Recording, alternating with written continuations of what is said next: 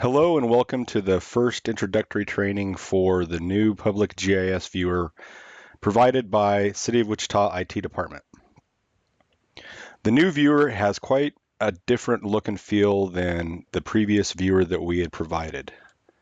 We hope that it would provide a better user experience, better performance, and increased functionality. This first session will cover how to get around in the initial map frame. So when you open the application, this is what you'll be presented with. You've got your map area. Over to the left, you can collapse or expand the layer list. There's an X, Y, latitude, longitude indicator for your coordinates of where your mouse is on the map. And an overview map that you can use to indicate where you're at in the city, and also you can navigate by moving the extent box in the overview map.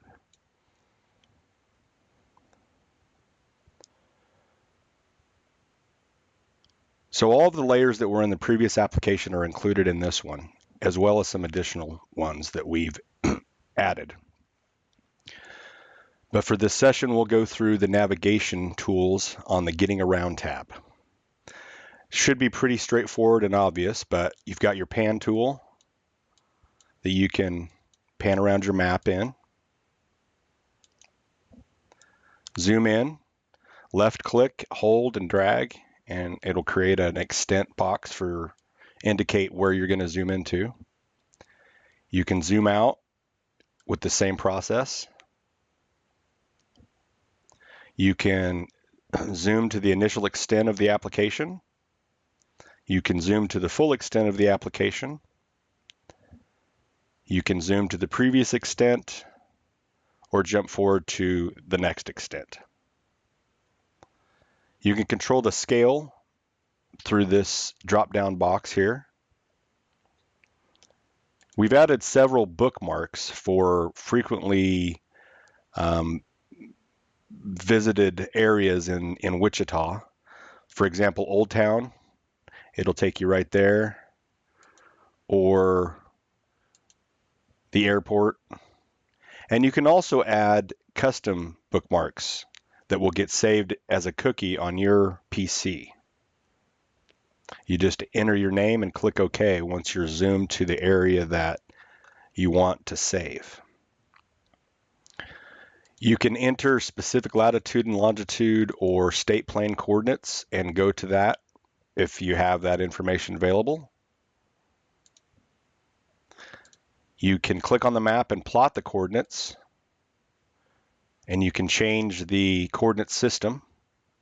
That's state plane, or we could go latitude and longitude, degrees, minutes, seconds. And you can clear the coordinates by using this tool here. Lastly, on this tab, a pretty nice addition that we've added is the ability to interact with Google Maps as well. So you can zoom to an area, and if you wanted to see the Google Maps representation of that area, you just get to the area of interest and click on Google Maps tool, and it'll open up in a new window, and you're interacting with Google Maps. And as you can see, the Google Maps session and the public GIS viewer session is linked. So as you pan around in either of those windows, the corresponding window will adjust as well. You can go to Street View in Google Maps if you desire.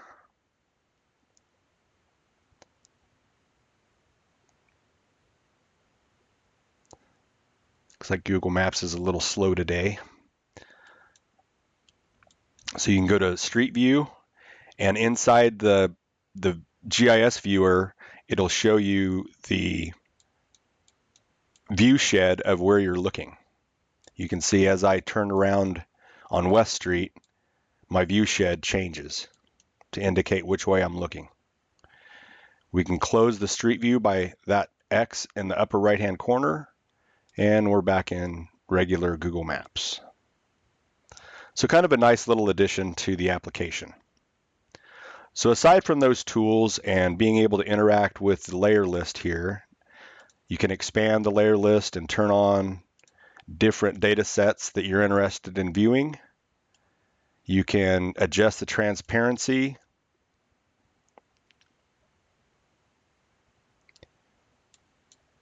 And in addition to being able to navigate with the tools on the toolbar, the application is aware of your wheel mouse, or I'm sorry, your mouse wheel. So if you scroll in on your mouse wheel, it'll zoom in, or you can zoom out by scrolling the opposite direction. Additionally, if you right-click on the map, we've got some context menu items that you can utilize. So if you're utilizing a tool and you want to quickly switch back to the pan tool, you can do that here. Let me get zoomed in a little bit. As you're navigating around the map, if you want to turn the aerials off, you can right-click and select Turn Aerials Off. And it takes a little second, but then the aerials will shut off and it'll show just the vector base map.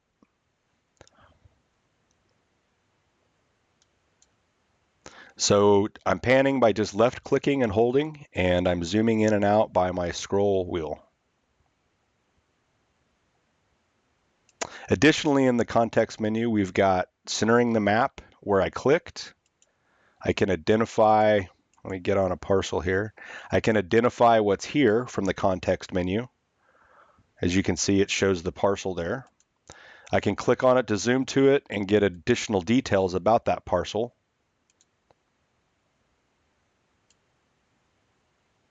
Legal description, etc., as well as a link to the Sedgwick County Appraiser's Office for that parcel.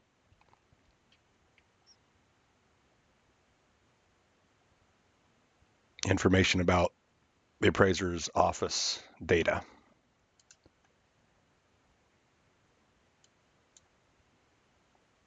Additionally, in the context menu, I can add some text, I can draw a point, I can export my map image, and I can open up Google Street View here as well with that tool. So we'll cover the rest of those tools.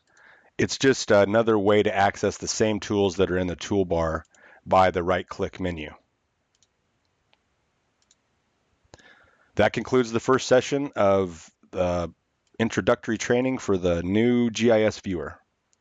Thank you. Have a good day.